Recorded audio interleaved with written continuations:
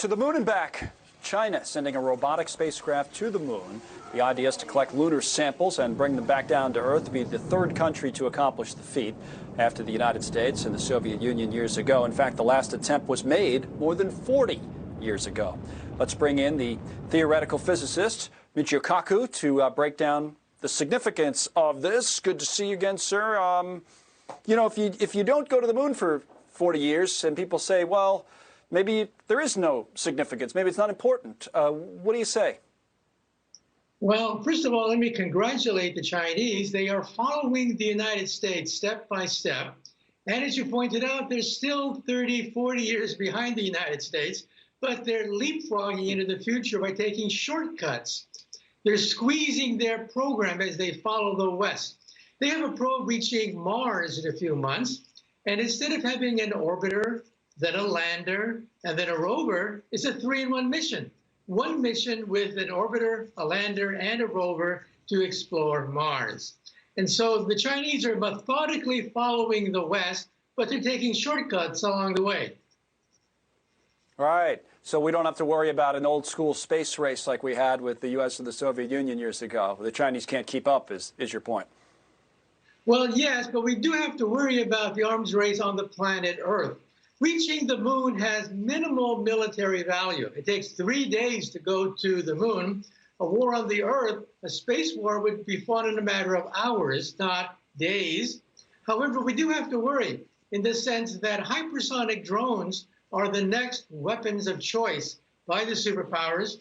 The Russians have already announced last year that they have an operational hypersonic weapon. They're actually ahead of the United States in this matter. And the Chinese, not to be outdone, have stated that they, too, are working on hypersonic drones. And so just because we're reaching for the moon, that's a peaceful venture. On the Earth, the superpowers are still hedging their bets on weapons. Right. That Space Force announcement that we had at the time, you know, some people blew it off, said, oh, this is not important. But, you know, I think we spoke to you at the time, and you explained to us why it was. What would you say about it now? Well, you realize that we control, directly or indirectly, over 50% of the satellites in outer space. If a war were to break out, we would suffer the most. And so at the very basic minimum, a Space Force would basically protect our assets, our economy, telecommunications, recon. All of that is done in outer space. And these are assets that have to be protected. Let's hope, however, that it doesn't lead to an uncontrolled arms race. That would be a negative implication of a Space Force.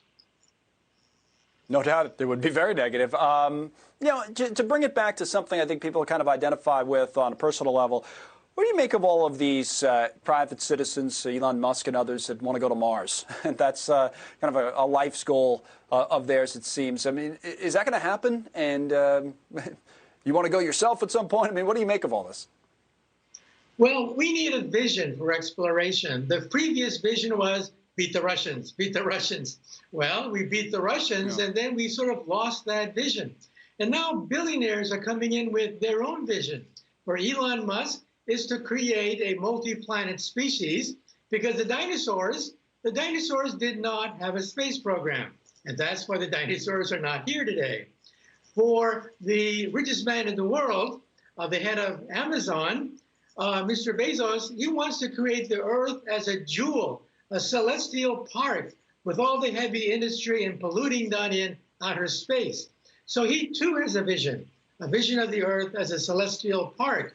And so this has revived interest in the space program, creating a second era of space exploration. So I think that one day we will have tourists go to the moon. In fact, Elon Musk is already selling tickets for tourists to go to the moon. And I think our grandkids may have the option of honeymooning on the moon.